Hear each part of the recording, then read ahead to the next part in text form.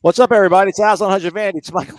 Michael Lang is supposed to be on vacation, everybody, but there's news going on, so he stops everything to give you the information that you want because that's what Warchant.com does. It's the ultimate Seminoles sports source. Subscribe to our website for $29.99 from now all the way up until September 1st. It'll take you. Also, subscribe to our YouTube channel. What else should they do, Michael?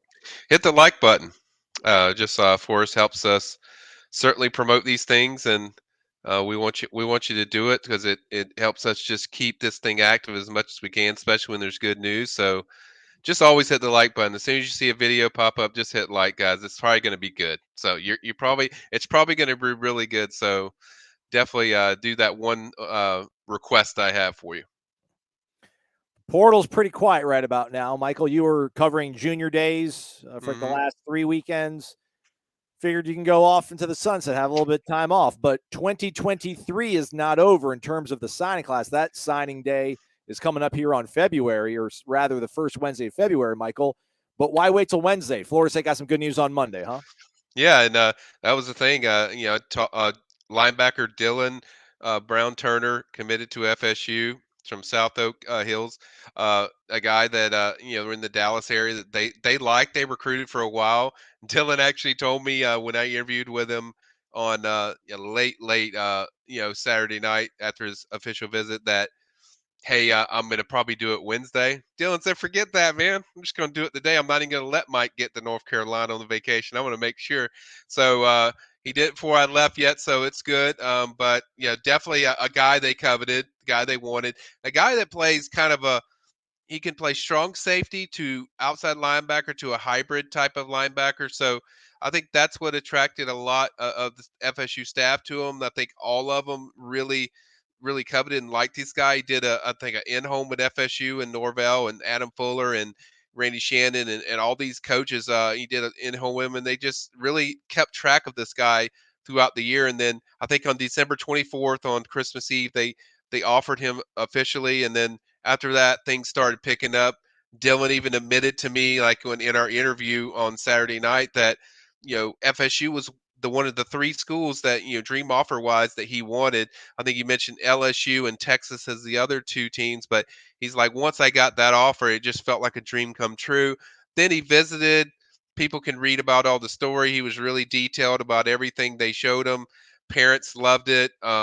Certainly connected with a lot of the players. He hung out with Tatum Bethune, Kalen DeLoach a lot, and even DJ Lundy. They spent a lot of time with him, and they basically told him, like, look, if you're ready to work, you will have no problems. And I think this guy is a guy with a lot of length. His frame looks really good when I saw him in person.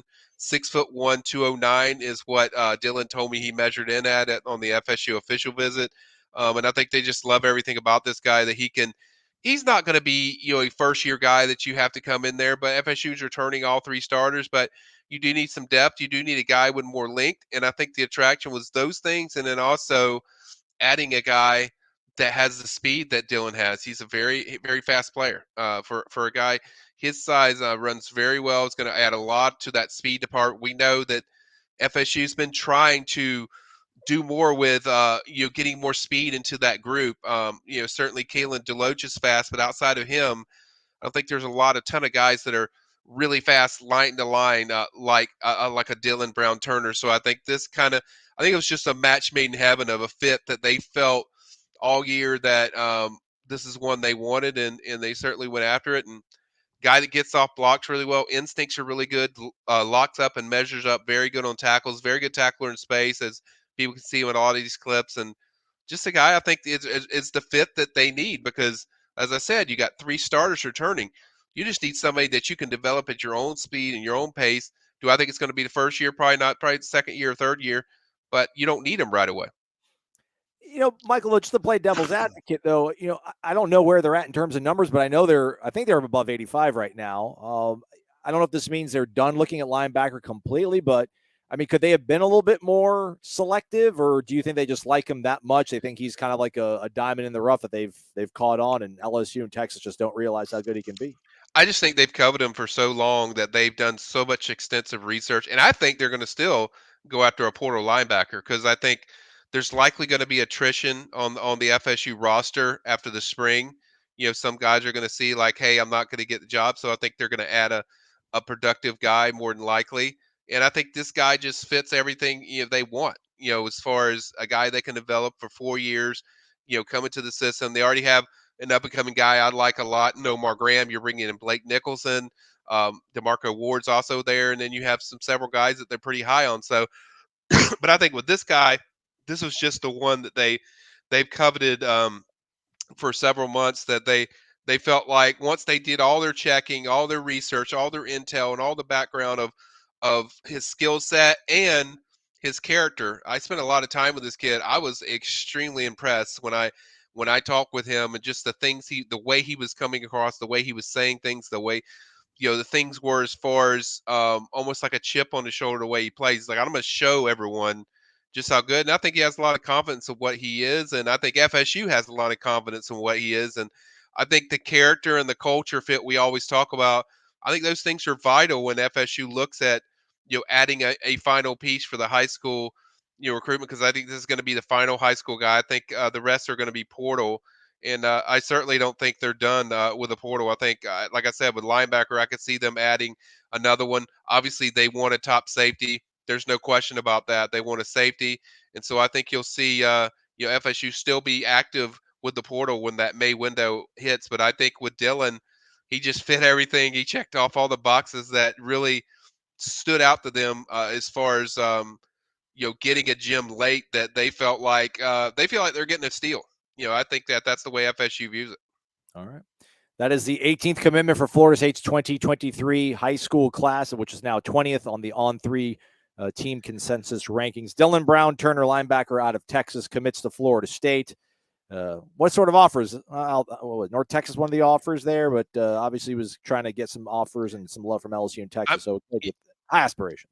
Yeah, I'm actually going to talk to him later tonight. I've heard that there was 4 other Power 5 teams that were also showing some interest, but FSU was the most consistent. But I want to see what Dylan has to say about that when we talk.